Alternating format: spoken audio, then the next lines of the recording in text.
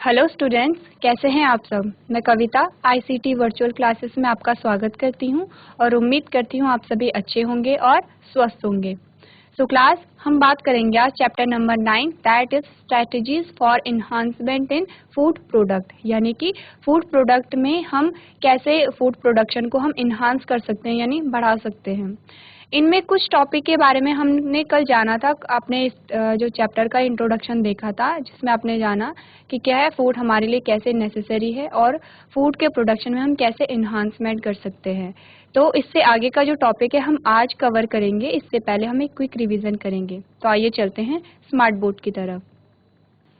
तो क्लास, कल हमने बात की थी strategies for enhancement in food production, यानी फूड प्रोडक्शन को हम फूड का जो उत्पादन है, भोजन का जो उत्पादन है, हम उसे कैसे बढ़ा सकते हैं।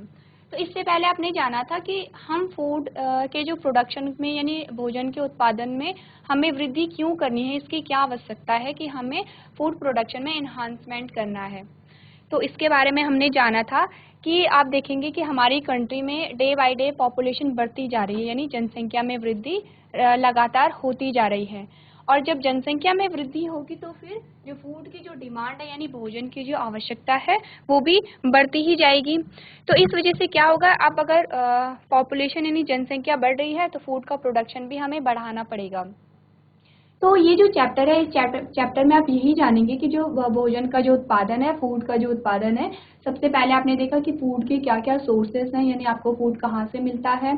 उसके बाद आपने जाना कि जो सोर्सेस हैं आप उनसे जो फूड का उत्पादन है, भोजन का जो उत्पादन है, उससे वृद्धि आप कैसे कर सकते हैं। तो सबसे पहले आपने जाना फूड प्रोडक्शन के बारे में, यानी कि भोजन क्या है। तो आपने इसमें पढ़ा था कि फूड क्या है, नेसेसरी है यानी आवश्यक है, प्राथमिक आवश्यकता है हमारी। फूड किसके लिए, हमारे डेवलपमेंट यानी वृद्धि के लिए और हमारे जीवित रहने के लिए फूड क्या है, बहुत ज़्यादा आवश्यक है।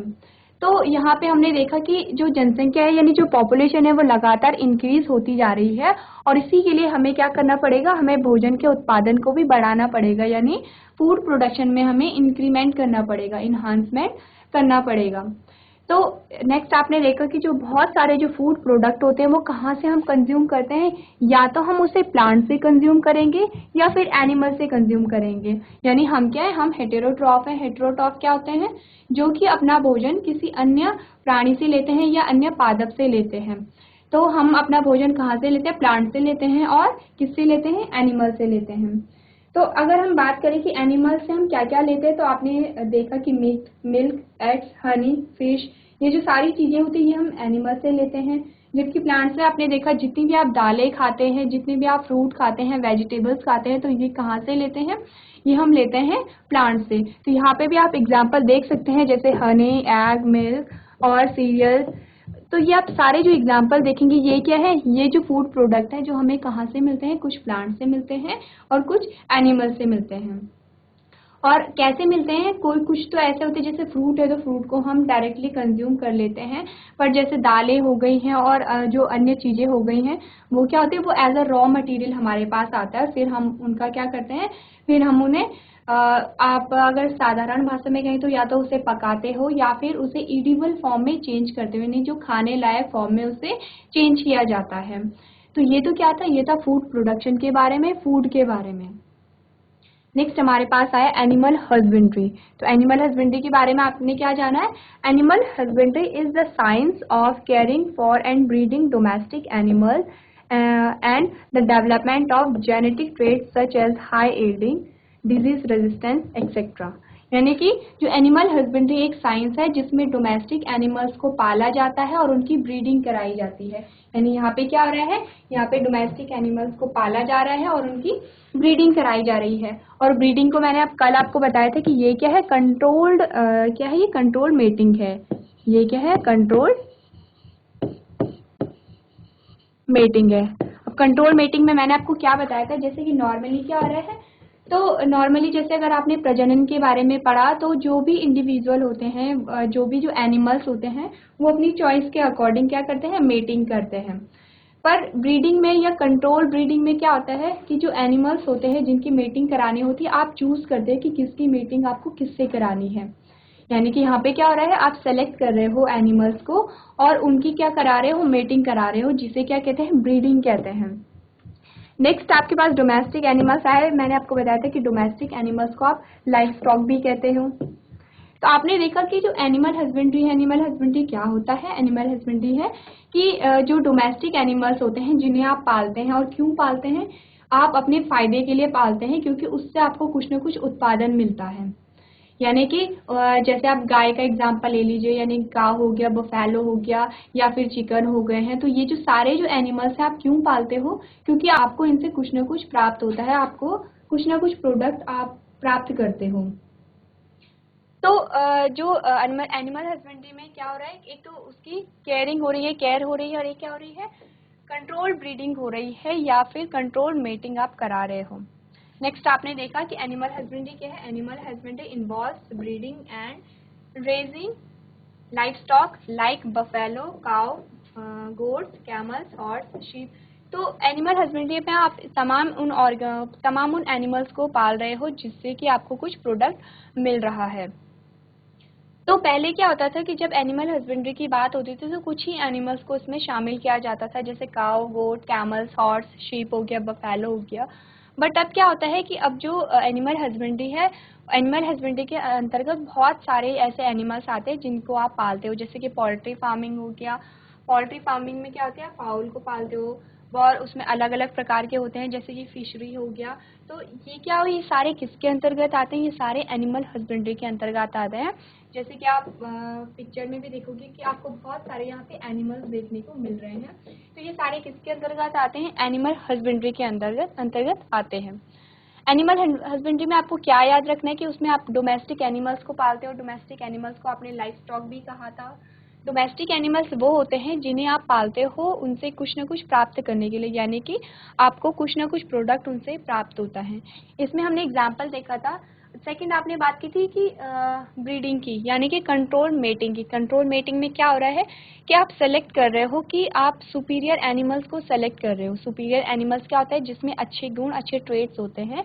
जैसे कि आप हमने बात की थी कि अगर हम बात करें काऊ और किसी बुल की, तो हमने काऊ को लिया कि उसमें क्या थी कि उसमें प्रोडक्शन, यानी कि उसमें मिल्क का बहुत ज़्यादा प्रोडक्शन था। बुल क्या था कि वो डिजीज रेजिस्टेंट था, यानी कि उसकी जो रोग प्रतिरोधक क्षमता थी वो अधिक थी। यानी यहाँ पे क्या है, यहाँ पे चार है, ए, बी, सी और डी। तो माना कि यहाँ पे क्या है, ए, बी और डी में क्या है, बहुत अच्छे अच्छे कैरेक्टर है। तो आपने क्या करा दी, इनकी मेटिंग करा दी, और यहाँ पे क्या हुआ, एक नया इंडिविजुअल बन गया। तो आपने बी और डी को कैसे सेलेक्ट किया? आपने बी और डी को ट्रेड्स के अकॉर्डिंग सेलेक्ट किया, यानी गुणधर्मों के आधार पर। गुणधर्म कैसे होते हैं? एक तो आपने बात की थी क्वालिटेटिव और क्वांटिटेटिव। क्वांटिटेटिव क्या होता है कि जो प्रोडक्शन हो रहा है वो अधिक हो, यानी अगर हम काव की बात करें तो काव क्या है, वो अधिक दूध उत्पादन करे। और क्वालिटेटिव की बात हो रही है तो हमने कहा था डिजीज रेजिस्टेंट, यानी कि जो बीमारियों से आसानी से लड़ सके, ऐसे हम एनिमल्स को लेते हैं। तो इससे क्या होता है कि जो नया एनिमल्स यहाँ पे हमें प्राप्त हुआ, तो एक तो वो उत्पादन ज्यादा कर रहा था, दूसरा उसमें रोग प्रतिरोधक क्षमता अधिक थी, जिससे कि वो बीमार नहीं पड़ रहा था या कम पड़ रहा था। तो हाई यील्डिंग यानी अधिक उत्पादकता, और क्या हुई, बीमारियों से वो रोग प्रतिरोधक क्षमता उसमें क्या थी, अधिक थी। तो ये तो क्या पढ़ा आपने, ये पढ़ा आपने एनिमल हस्बेंड्री के बारे में। नेक्स्ट हमारे पास आया management of farms and farm animals, यानी कि जो भी एनिमल हस्बेंड्री के अंतर्गत आप जिन भी एनिमल्स को, जिन भी पशुओं को आप पालते हो, उनका आप कैसे मैनेजमेंट करते हो। आप उन्हें जहाँ पे रखते हो उसे आपने क्या कहा, उसे आपने कहा फार्म, यानी कि जहाँ पे भी आपने उन्हें रखा उसे फार्म कहा। आप फार्म का कैसे मैनेजमेंट करते हो, कैसे आप पशुओं को मैनेजमेंट करते हो। मैनेजमेंट मतलब कि उसमें हर एक चीज़ें आती हैं, जैसे कि उसमें आप आएगा कि उनके जो रहने की जो जगह है, जो फार्म है, वो कैसे होंगे, आप उन्हें क्या खिलाएंगे और किस प्रकार का भोजन आप उन्हें प्रोवाइड कराएंगे। तो यहाँ पे सबसे पहले जो हमारे पास आता है dairy farm management. Dairy farm management क्या है?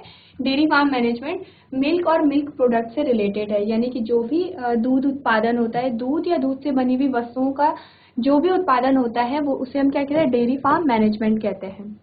तो डेयरी फार्म मैनेजमेंट के अगर हम एग्जाम्पल के तौर पे ले, तो आप कैसे डेयरी फार्म को मैनेज करेंगे, यानी कि जो डेयरी फार्म है उसमें क्या क्या मैनेजमेंट में क्या क्या पॉइंट्स आते हैं। तो उसमें सबसे पहला आपके पास सिलेक्शन ऑफ गुड ब्रीड्स। तो गुड सबसे पहले आप सेलेक्ट करेंगे, जैसे कि हम काव का एग्जांपल लेंगे। आपने क्या किया कि आपने एक फार्म खोला, वहाँ पे बहुत सारी काव वहाँ पे आपने पाली। तो सबसे पहले आप क्या करेंगे, अच्छी ब्रीड यानी अच्छी नस्ल को आप क्या करेंगे, चूज करेंगे। अच्छी नस्ल में क्या आएगी, डिजीज रेजिस्टेंस आ गई है, और क्या आ गई है, हाई ईल्ड आ गई है। हाई ईल्ड मतलब कि अधिक उत्पादकता, मतलब कि अधिक उत्पादक।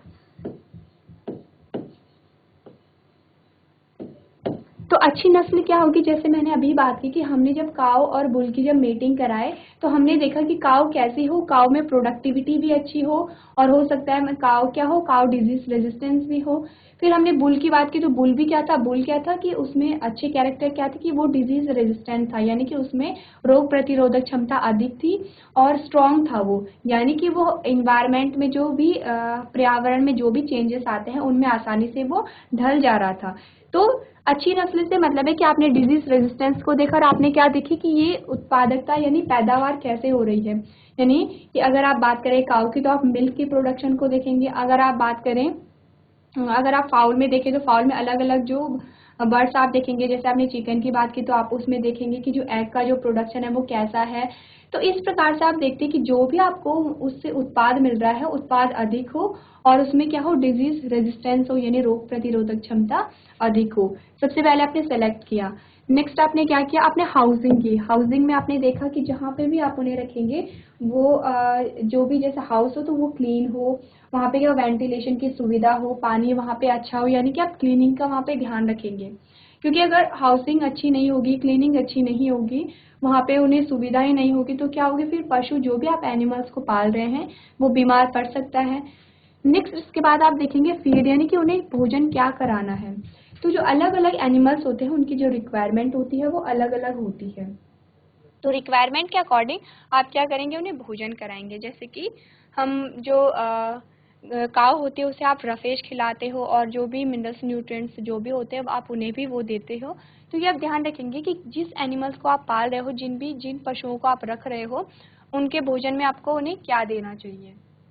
नेक्स्ट होता है कि रेगुलर विजिट टू वेट, यानी कि उनकी मेडिकल जांच आप लगातार कराते रहेंगे।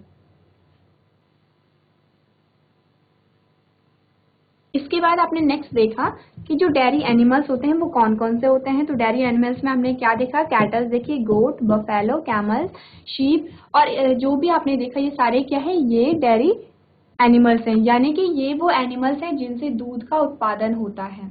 डेयरी एनिमल्स, डेयरी का मतलब क्या हो, सीधे सीधे दूध से बने प्रोडक्ट से मतलब है। तो ये जो सारे जो एनिमल्स हैं ये क्या है, दूध के उत्पादन के लिए रिस्पॉन्सिबल हैं।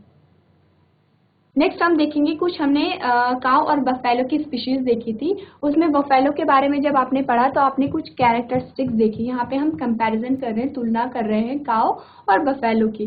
तो हमने देखा जो बफेलो होता है वो ज़्यादा स्ट्रॉन्ग होता है, ज़्यादा डिजीज रेजिस्टेंस होता है और ज़्यादा मिल्क प्रोड्यूस करता है। यानी काऊ की तुलना में बफेलो क्या है, ज़्यादा दूध का उत्पादन करेगा, ज़्यादा रोग प्रतिरोधक क्षमता होगी और ज़्यादा स्ट्रॉन्ग होगा। अब जो एग्जाम्पल है बफेलो की क्या है, मुर्रा और श्रुति है, यानी कि आपके पास दो नाम है, मुर्रा और श्रुति है। ये दो क्या है, अलग अलग नस्ल हैं। अभी आप जब आप ब्रीडिंग के बारे में पढ़ेंगे तो आप देखेंगे कि वहाँ पे आप, जब मैं बार बार कहूंगी कि दो अलग अलग नस्लों की ब्रीडिंग हो रही है या एक सेम स्पीशीज सेम नस्ल की ब्रीडिंग हो रही है, तो ये क्या है, अलग अलग जो क्या है नाम है। तो इन्हीं ये क्या है, अलग अलग नस्ल की बफेलो है। नेक्स्ट आए जो काऊ के, अगर हम एग्जाम्पल देखें तो हमारे पास दो एग्जाम्पल आते हैं। एक तो आता है कि जो इंडियन काऊ होती है, इंडियन में क्या आता है, साहिवाल और गिर आता है, और फॉरेन में कौन आता है, जर्सी आता है। तो ये जो नाम है ये आप नाम याद रखेंगे क्योंकि ये बहुत सिंपल नाम है और बहुत इजी है। तो आप जब भी आपके पास अगर बोर्ड एग्जाम में क्वेश्चन आता है तो आप एग्जाम्पल वहाँ पे डाल सकते हैं।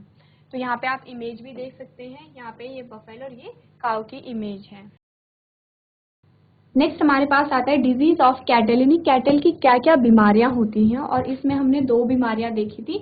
सबसे पहले हमने वायरल जो डिजीज देखी थी जिसे रिंडर पेस्ट कहते हैं, और नेक्स्ट हमने बैक्टीरियल डिजीज देखी थी जिसे एंथ्रैक्स कहते हैं। यहाँ पे जो रिंडर पेस्ट डिजीज की ये ऐसे इमेज है और ये क्या है, ये एंथ्रैक्स डिजीज की इमेज है। नेक्स्ट इसके बाद जो हमने देखा था वो हमने देखा था व्हाट इज पोल्ट्री फार्मिंग, यानी पोल्ट्री फार्मिंग के बारे में हमने कल बात की थी। तो पोल्ट्री फार्मिंग क्या है, rearing and management of fowls are done, यानी कि पोल्ट्री फार्मिंग क्या है कि पोल्ट्री फार्मिंग में क्या होती है कि जो फाउल होता है फाउल को पाला जाता है और उनका मैनेजमेंट किया जाता है। अब ये क्यों किया जाता है, मतलब कि इसका जो रीज़न है ये क्यों किया जाता है, तो इसके दो रीज़न हैं। एक तो एग के प्रोडक्शन के लिए, यानी जो आप एग्स खाते हो उसके प्रोडक्शन के लिए, और एक मीट के प्रोडक्शन के लिए, यानी जो फाउल होते हैं उनकी रेयरिंग दो मेन पर्पज से की जाती है। तो आप देखेंगे कि जो भी यहाँ पे फाउल लिए जाते हैं वो दो दो गुणों के आधार पर लिए जाते हैं, क्वांटिटी और क्वालिटी। अब क्वांटिटी और क्वालिटी की हमने बात की थी। जो क्वांटिटी होती है वो उत्पादन से रिलेटेड है, यानी कि उत्पादन कितना हो रहा है, और क्वालिटी है कि उसमें गुण, यानी कि उसमें रोग प्रतिरोधक क्षमता कितनी है, और ये जो सारे इसमें गुण देखे जाते हैं। तो यहाँ पे आपने देखा कि जो क्वांटिटी है वो किससे रिलेटेड है, वो उत्पादन से रिलेटेड है। क्वालिटी है गुण से रिलेटेड, यानी कि वो डिजीज रेजिस्टेंस होनी चाहिए, वो स्ट्रांग होनी चाहिए। तो ये सारी इन चीज़ों के बेसिस पे फाउल को चूज किया जाता है। जबकि जब हमने डेयरी फार्मिंग की बात की थी, डेयरी फार्म मैनेजमेंट में जब हमने देखा था, तो हमने क्या कहा था, सिलेक्शन ऑफ गुड ब्रीड। तो सिलेक्शन किस बेसिस पे हो रहा है, क्वांटिटी भी अच्छी होनी चाहिए और क्वालिटी भी इसमें अच्छी होनी चाहिए। इसके बाद आपके पास दो वर्ड आए, पहला आया लेयर और दूसरा आया आपके पास ब्रॉयलर्स। तो लेयर्स उन चिक को कहते हैं या उन फाउल को कहते हैं जो एग प्रोड्यूस करते हैं, यानी एग प्रोड्यूस करने वाले को आप लेयर्स कहेंगे, और जो मीट प्रोवाइड करते हैं उन्हें आप ब्रॉयलर्स कहेंगे। यानी कि कुछ जो फाउल होते हैं, कुछ को तो आप किसके लिए पालते हो, अंडों के लिए पालते हो, कुछ को आप मीट के लिए पालते हो। जिन्हें आप अंडों के लिए पालते हो उन्हें आप लेयर्स कहते हो, और जिन्हें मीट के लिए पालते हो उन्हें ब्रॉयलर्स कहते हो। इसके बाद हमारे पास आया कि ब्रीड्स ऑफ पोल्ट्री, जो पोल्ट्री फार्म में जो भी आप फाउल को जो रेयर करते हो उसकी कुछ ब्रीड हैं। तो हमारे पास इसके दो नाम आते हैं। सबसे पहला अशील है। अशील क्या है, इंडियन ब्रीड है, और दूसरा आता है लेगहॉर्न। लेगहॉर्न क्या है, फॉरेन है। तो यहाँ पे आप देखेंगे ये लेगहॉर्न का इमेज है और ये अशील का इमेज है। नेक्स्ट जो इसके बाद हमारे पास टॉपिक आता है वो आता है कि पोल्ट्री फार्म का मैनेजमेंट कैसे किया जाता है। तो ये पोल्ट्री किसी भी फार्म का जो मैनेजमेंट है उसमें सारे ही कॉमन पॉइंट्स आते हैं। जैसे कि हमने देखा कि अच्छी ब्रीड को पहले चूज करना, हाउसिंग उसमें अच्छी होनी चाहिए, क्लीनिंग उसमें अच्छी होनी चाहिए, जो फीड यानी जो आप फूड प्रोवाइड करते हो, भोजन जो प्रोवाइड करते हो, वो आपको देखना चाहिए कि वो आप किस प्रकार का भोजन दे रहे हो। क्योंकि अलग अलग प्रकार के एनिमल्स को अलग अलग जो भी एनिमल्स आप रखते हो उन्हें अलग अलग भोजन की आवश्यकता होती है। तो ये जो सारा आएगा ये मैनेजमेंट के अंतर्गत ही आता है। नेक्स्ट आए कि कुछ जो कॉमन डिजीज होती हैं, यानी पोल्ट्री फार्म की जो कुछ कॉमन डिजीज होती हैं। तो इसमें मैंने आपको कल लिख पाया था कि बर्ड फ्लू और रानीखेत, क्योंकि ये जो दो डिजीज है ये याद करने में भी इजी है। तो कल मैंने आपको बताया था जो बर्ड फ्लू होता है वो H5N1 वायरस से होता है, और सेकेंड डिजीज आपने पढ़ी रानीखेत डिजीज के बारे में देखा। नेक्स्ट आता है एनिमल ब्रीडिंग के बारे में। अब हमारे पास आया एनिमल ब्रीडिंग के बारे में। अभी तो हमने देखा कि कौन कौन से जो एनिमल्स होते हैं जिससे कि फूड का प्रोडक्शन होता है या फिर फार्म का मैनेजमेंट कैसे किया जाता है। अब आया एनिमल ब्रीडिंग। तो एनिमल ब्रीडिंग में आप देखेंगे कि एनिमल ब्रीडिंग में सबसे पहले आपके पास हेडिंग आती है ब्रीड, यानी कि ब्रीड क्या होती है। तो आप देखेंगे breed is the group of animal of the same species, यानी एक ही स्पीशीज के जितने भी जो एनिमल्स होते हैं, एक स्पीशीज में जितने भी एनिमल्स आते हैं उन्हें क्या कहते हैं, उन्हें ब्रीड कहते हैं। और वो कैसे होते हैं, वो एक दूसरे से रिलेटेड होते हैं और उनमें कॉमन फीचर्स होते हैं। यानी कि एक ही जाति के जितने भी एनिमल्स होंगे उन्हें हम क्या कहते हैं, एक ब्रीड कहते हैं। और उनमें क्या होते हैं, कॉमन फीचर्स होते हैं, एक दूसरे से संबंधित होते हैं, उनमें जो गुणधर्म होते हैं वो समान होते हैं। तो उसे हमने क्या कहा, ब्रीड कहा। जैसे कि जब हमने काव के एग्जाम्पल देखे थे तो हमने साहिवाल और गिर देखा। तो साहिवाल एक ब्रीड थी और गिर दूसरी ब्रीड थी, यानी अलग अलग नस्ल यहाँ पे हमने देखी थी। तो उसे ही हम क्या कहते हैं, उसे हम कहते हैं ब्रीड। नेक्स्ट आता है एनिमल ब्रीडिंग। अब एनिमल ब्रीडिंग क्या है, तो ब्रीडिंग में हमने क्या देखा, कंट्रोल मीटिंग हो रही है। और अगर यहाँ पे एनिमल वर्ड आ रहा है तो यहाँ पे यानी कि एनिमल्स की कंट्रोल ब्रीडिंग की जा रही है। तो यहाँ पे आप डेफिनेशन पढ़ेंगे तो आप देखेंगे mating of a good quality animals to produce highly productive and suitable animals for enhancement of overall performance in the subsequent generations and to augment production and। तो यहाँ पे हम क्या देख रहे हैं कि यहाँ पे जो एनिमल ब्रीडिंग आपको बताया जा रहा है कि यहाँ पे एनिमल ब्रीडिंग यानी कंट्रोल मेटिंग हो रही है। वहाँ पे आप अच्छी क्वालिटी वाले एनिमल्स को चूज करते हो। आपने अच्छी क्वालिटी वाले एनिमल्स को लिया और उनकी मेटिंग करा दी। उनकी मेटिंग क्यों कराए? ताकि हमें एक सूटेबल एनिमल्स मिल सके, हमें एक ऐसा एनिमल मिल सके जो उत्पादन भी अच्छा कर सके और जो क्या कर सके, जिसकी परफॉर्मेंस अच्छी हो, यानी कि वो सरवाइव कर सके। जैसे कि आप देखते हैं, अगर आपने गांव में देखा होगा तो कुछ जो गायें होती हैं या फिर कुछ जो एनिमल्स होते हैं वो जल्दी मर जाते हैं। जैसे ही थोड़ा सा चेंज हुआ क्लाइमेट, यानी हमारे वातावरण में थोड़ा चेंज हुआ, जैसे थोड़ा ज़्यादा ठंडा हो गया, ज़्यादा गर्म हो गया, तो वो उसे झेल नहीं पाते हैं। तो जो यहाँ पे सिलेक्शन किया जा रहा है अच्छे एनिमल्स का, जिसमें अच्छी क्वालिटी देखी जा रही है, वो इसी बेस पे देखी जा रही है कि ना सिर्फ उत्पादन अच्छा हो, बल्कि जो एनिमल्स है उसमें जो डिजीज रेजिस्टेंस भी हो, उसकी जो परफॉर्मेंस है वो भी अच्छा हो, यानी कि वो अपने वातावरण में अनुकूल हो सके और बहुत इजीली अनुकूल हो सके। तो इसे हम क्या कहते हैं? एनिमल ब्रीडिंग कहते हैं। ब्रीडिंग को हमने कहा कि जो कंट्रोल मेटिंग हो रही है, और एनिमल यानी कि एनिमल की जो कंट्रोल मेटिंग होती है उसे हमने कहा एनिमल ब्रीडिंग के। नेक्स्ट हमारे पास आया टाइप्स ऑफ ब्रीडिंग, यानी कि जो ब्रीडिंग होती है, जो सिलेक्शन मेटिंग हम, जो सेलेक्टेड मेटिंग हम करा रहे हैं, कंट्रोल मेटिंग हम करा रहे हैं, वो कितने प्रकार की होती है? तो वो हमारे पास दो प्रकार की आई थी। सबसे पहला आया था इन ब्रीडिंग और दूसरा आया था आउट ब्रीडिंग। यानी इन ब्रीडिंग और आउट ब्रीडिंग दो प्रकार की यहाँ पे हमने ब्रीडिंग को देखा था। तो इसके बाद जो सबसे पहला हमारे पास टॉपिक आएगा वो आएगा इन ब्रीडिंग। यानी कि इन ब्रीडिंग क्या होती है? जैसे कि नाम ही इंडिकेट कर रहा है, इन ब्रीडिंग, यानी कि ये जो ब्रीडिंग होगी ये एक ही ब्रीड के ऑर्गेनिज्म, एक ही ब्रीड के एनिमल्स के बीच होगी। वो कैसे होगी? अब आप पढ़ेंगे, it refers to breeding between male and female of a same breed. यानी कि यहाँ पे क्या हो रहा है, ये जो ब्रीडिंग हो रही है वो मेल और फीमेल के बीच हो रही है, वो भी सेम ब्रीड के, यानी एक ही नस्ल के जो मेल और फीमेल है उनके बीच ब्रीडिंग हो रही है। और कब तक हो रही है? 4 to 6 जनरेशन, यानी 4 से 6 जनरेशन तक ये जो ब्रीडिंग है ये होती जा रही है। For this purpose superior males and superior females are selected and mated. यानी यहाँ पे क्या हो रहा है, आप यहाँ पे एक डायग्राम देखेंगे, आपने क्या करना है, इन पे ध्यान नहीं देना है, ये जो वर्ड है यहाँ पे ध्यान नहीं देंगे। आपने यहाँ पे देखा कि ये जो है ये एक ही नस्ल के हैं।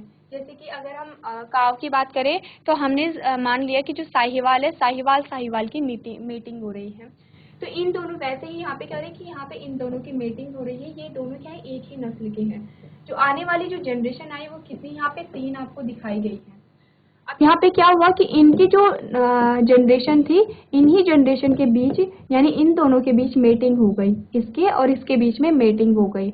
और कि ये क्या है, क्लोजली रिलेटिव है, यानी एक दूसरे से बहुत क्या है, क्लोजली रिलेटिव है। तो पहले क्या हुआ, ये दोनों एक ही नस्ल के थे, फिर क्या हुआ, एक ही नस्ल के इनके ये सारे क्या हुए, सारे इनकी यहाँ पे जो आए इनकी ब्रीडिंग हो गई, यानी कि इनके जो ऑफस्प्रिंग थे या इनकी जो जनरेशन थी, इन्हीं जनरेशन के बीच में मेटिंग हुई और यहाँ पे फिर से क्या हुआ, यहाँ पे फिर से एक नई जनरेशन आए। अब जब नई जनरेशन आए तो यहाँ पे माना कि ये एक नहीं बल्कि माना कि यहाँ पे 3 जनरेशन आए। 3 जनरेशन आई तो माना यहाँ पे ये है, 3 जनरेशन आई तो फिर इन दोनों के बीच में मेटिंग हुई और यहाँ पे भी फिर से क्या आई, 3 जनरेशन आए। अब 3 जनरेशन आई तो फिर से इन दोनों के बीच में मेटिंग हुई और फिर से यहाँ पे क्या आई, नई जनरेशन आई। तो यहाँ पे आपको क्या देखने को मिल रहा है, एक ही ब्रीड है, यहाँ पे क्या है, एक ही ब्रीड है और एक ही ब्रीड की जो नई जनरेशन आ रही है तो उसी जनरेशन के बीच में क्या हो रही है, मेटिंग हो रही है। तो इसी को हमने क्या कहा, इन ब्रीडिंग कहा। जैसे कि हमने एग्जाम्पल है कि साहिवाल यहाँ पे है, साहिवाल एक काव है और दूसरे क्या है, बुल है। इन दोनों की मेटिंग कराई गई तो इनके क्या हुए, फिर 4 यहाँ पे आपको देखने को मिले। फिर जब 4 देखने को मिले तो फिर इन दोनों के बीच में मेटिंग हो गई। ऐसे ही ये जो पूरी साइकिल है वो नीचे चलती रही, जैसे कि आपको यहाँ पे इमेज में देखने को मिल रहा है। तो यहाँ पे क्या हुआ कि यहाँ पे इनकी मेटिंग हो रही है। तो ये मेटिंग एक ही ब्रीड के बीच में हो रही है और क्लोजली रिलेटिव है ये दोनों एक दूसरे से। तो इस प्रकार की जो ब्रीडिंग होती है उसे हमने क्या कहा, इन ब्रीडिंग। तो इन ब्रीडिंग किस में है, एक ही ब्रीड में है और किसके बीच में हो रही है, जो क्लोजली रिलेटेड है। तो यहाँ पे आप पढ़ेंगे जो इन ब्रीडिंग प्रमोट्स होमोजाइगोसिटी। अब होमोजाइगोसिटी क्या है, होमो और हेट्रो, आपने 2 वर्ड पढ़े हैं।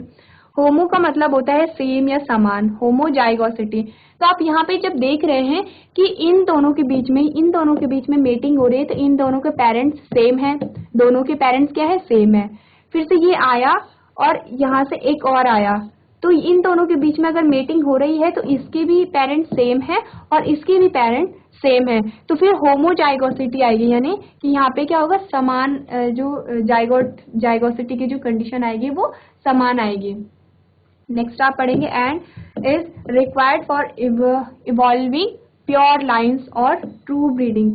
अब प्योर लाइन्स क्या होती है, प्योर लाइन्स यहाँ पे ये है कि यहाँ पे जो इनके बीच जो जीन्स हैं, जीन्स क्या हो रहे हैं, प्योर हो रहे हैं, यानी कि इनके जो पेरेंट्स थे वो समान थे और इनके जो पेरेंट्स थे वो समान थे, इसी को प्योर लाइन कहते हैं। यानी कि साहिवाल की मीटिंग हो रही है, फिर उनकी जो ऑफस्प्रिंग यानी उनके जो बच्चे हुए, फिर उन्हीं के बच्चों के बीच में मेटिंग हो रही है, फिर उनके बच्चे हुए और उन्हीं के बच्चों के बीच में मेटिंग हो रही है, तो एक प्योर लाइन आ रही है। यानी कि यहाँ पे क्या है, एक ही नस्ल के बीच में हो रहा है और क्लोजली रिलेटिव है, दूर के नहीं है। यानी कि एक तो ये भी होता है कि साहिवाल अभी आप देखेंगे कि इन ब्रीडिंग के बाद आउट ब्रीडिंग में आप पढ़ेंगे कि इसका दूसरा एक टाइप क्या है।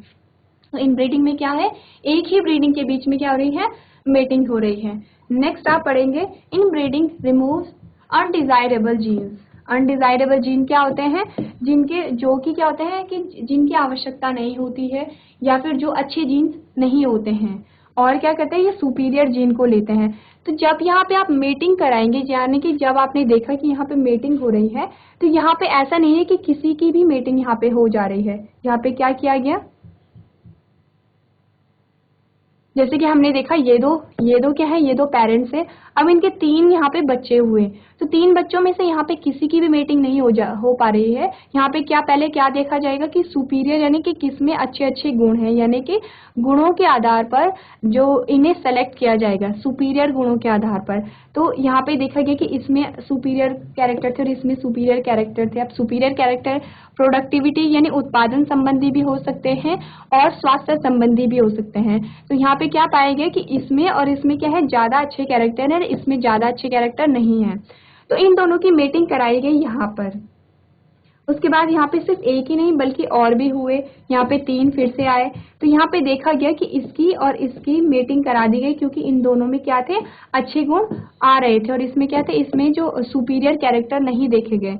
तो यहाँ पे जब मेटिंग करा रहे हैं, ये हमने अभी पढ़ा कि हम किसके बारे में पढ़ रहे हैं, सेलेक्टिव ब्रीडिंग के बारे में पढ़ रहे हैं। तो ब्रीडिंग कैसे होती है कि हम सेलेक्ट करते हैं, तो यहाँ पे भी सेलेक्ट हो रहा है, इन दोनों की ब्रीडिंग कराई गई, इनके जो बच्चे थे इनके बच्चों को सेलेक्ट किया गया कि इनमें से किसमें अच्छे गुण पाए जाते हैं, कौन सुपीरियर है। जो सुपीरियर होंगे उन दोनों के बीच फिर मेटिंग करा दी गई, और उनके जो बच्चे होंगे उनमें से भी देखा जाएगा कि इनमें से कौन से अच्छे हैं, कौन से सुपीरियर है, किसमें ज्यादा अच्छे गुण देखने को मिल रहे हैं। तो यहाँ पे क्या हो रहा है कि यहाँ पे अनडिजायरेबल जीन्स को हम नहीं ले रहे हैं, जैसे कि इसमें जो जीन थे, माना कि ये क्या था, इसमें डिजीज रेजिस्टेंस नहीं था, यानी कि रोग प्रतिरोधक क्षमता इसमें बहुत कम थी, तो इसे नहीं लिया गया। और इसमें क्या थी, रोग प्रतिरोधक क्षमता बहुत अधिक थी और इसमें भी बहुत अधिक थी, तो इन दोनों को यहाँ पे लिया गया। तो ये तो क्या था इन ब्रीडिंग के बारे में। इन ब्रीडिंग के फायदे क्या हैं कि ये अनडिजायरेबल जीन्स यानी जो जीन्स नहीं चाहिए या जो जीन्स अच्छे नहीं होते हैं उन्हें नहीं लिया जाता है, बल्कि सुपीरियर जीन्स को लिया जाता है। सुपीरियर यानी सुपर से आप इसे रिलेट कर सकते हैं कि जो अच्छे जीन होते हैं उन्हें लिया जाता है। तो ये तो आपने देखा फायदे। तो इसके बाद क्या आता है कि इन ब्रीडिंग के कुछ नुकसान भी होते हैं, यानी इन ब्रीडिंग के क्या होते हैं, इन ब्रीडिंग के नुकसान क्या होते हैं, इन ब्रीडिंग डिप्रेशन के नाम से आप इसे देखते हैं। इसमें क्या होता है कि अगर इन ब्रीडिंग हो रही है, यानी कि एक ही ब्रीड में क्या हो रही है, मेटिंग हो रही है, और ऐसी क्लोज रिलेटिव में क्या हो रही है, मेटिंग हो रही है, यानी कि 2 पेरेंट्स थे उनके फिर जो ऑफस्प्रिंग थे या जनरेशन थी उनके बीच में हुई, फिर जो उनकी अगली जनरेशन थी उनके बीच में हुई। अगर ऐसा लगातार होता गया तो फिर क्या होता है, यहाँ पे जो प्रोडक्टिविटी होती है और फर्टिलिटी होती है वो क्या होती है, कम हो जाती है, यानी उत्पादन कम हो जाएगा और फर्टिलिटी कम हो जाएगी। तो इसका जो सबसे बड़ा नुकसान है वो यही है कि यहाँ पे फिर क्या होता है कि इन ब्रीडिंग डिप्रेशन आ जाता है, यानी कि अगर इन ब्रीडिंग बहुत लंबे टाइम तक कराई गई, यानी बहुत ज़्यादा जनरेशन, बहुत ज़्यादा पीढ़ियों तक कराई गई, तो क्या होगा, फर्टिलिटी कम हो जाएगी और प्रोडक्टिविटी भी कम हो जाएगी। तो ये आपने पढ़ा इन ब्रीडिंग के बारे में। आप इसमें से कुछ पॉइंट जो भी आपको इम्पोर्टेंट लगते हैं आप उसे नोट कर सकते हैं।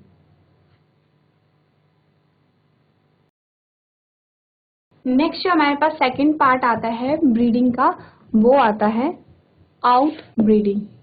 अब आउट ब्रीडिंग में क्या हो रहा है, आउट ब्रीडिंग में आप अलग अलग टाइप्स देखेंगे कि आउट ब्रीडिंग में क्या हो रहा है। तो इसमें क्या होता है कि it refer to mating unrelated animals, this can be of 3 type. यहाँ पे क्या हो रहा है कि जो ब्रीडिंग हो रही है वो जो एनिमल्स हैं, वो जो पशु हैं, वो क्लोजली रिलेटेड नहीं है, यानी कि वो बहुत ज़्यादा सगे संबंधी नहीं होते हैं। यहाँ पे क्या है, जो एनिमल्स होते हैं उनके भी जो ब्रीडिंग होती है वो क्या होते हैं, वो दूर से संबंधित होते हैं। यानी कि आप सबसे पहला पढ़ेंगे जो आउट क्रॉसिंग होती है। आउट क्रॉसिंग में क्या होता है, it is the mating of a same breed which do not have a common ancestor for a few generation. यानी कि आउट क्रॉसिंग में भी क्या हो रही है, एक ही जो नस्ल यूज हो रही है, एक ही ब्रीड को हम यूज कर रहे हैं। जैसे कि जो साहिवाल था, हम साहिवाल की ही मीटिंग करा रहे हैं, पर उनके जो पूर्वज होते हैं, जो एंसेस्टर है, अभी आपने देखा कि उनके जो एंसेस्टर थे वो क्या थे, एक ही थे, यानी उनके माता पिता एक ही थे। पर यहाँ पे क्या है, यहाँ पे उनके एंसेस्टर यानी पूर्वज एक ही नहीं होते हैं, कुछ जनरेशन यानी कि काफी जनरेशन। जैसे कि आपने देखा ये ए है और ये बी है। अब इन दोनों की यहाँ पे क्या हुए, कुछ ऑफस्प्रिंग हुए। अब यहाँ पे ऑफस्प्रिंग हुए तो फिर इनके भी क्या हुए, यहाँ पे ऑफस्प्रिंग हुए, फिर इसके क्या हुए, ऑफस्प्रिंग हुए, और यहाँ पे इनके क्या हुए, अलग ऑफस्प्रिंग। यानी ऑफस्प्रिंग क्या है, इनके जो चाइल्ड कह सकते हैं आप या जो भी है, तो ये होते जा रहे हैं। तो ये जो लाइन जब यहाँ तक पहुंच जाती है और ये जो लाइन अब यहाँ तक पहुंच जा रही है, तो यहाँ पे जो साहिवाल का यहाँ पे जो साहिवाल काव है, ये जो साहिवाल है, तो यहाँ पे क्या है कि इसकी एंसेस्टर क्या है, बहुत यहाँ पे बहुत ज्यादा जनरेशन का गैप आ गया है। ये दोनों क्या होंगे, क्लोजली रिलेटेड नहीं होंगे, जबकि नस्ल क्या है, दोनों की साहिवाल है।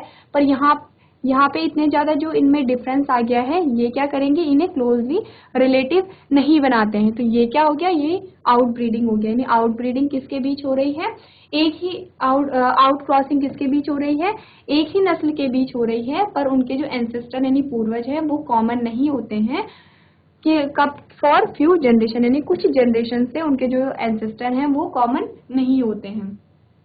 इसका क्या फायदा है, this helps in overcome inbreeding depression. ये क्या करते हैं, इनब्रीडिंग डिप्रेशन को दूर कर देता है। जैसे कि हमने इनब्रीडिंग डिप्रेशन में क्या कहा था, उत्पादकता घटती है, फर्टिलिटी घटती है। पर अगर इसमें आउटक्रॉस कराया जाए तो इसमें क्या होती है, ये इनब्रीडिंग डिप्रेशन से क्या करता है, निजात दिलाता है।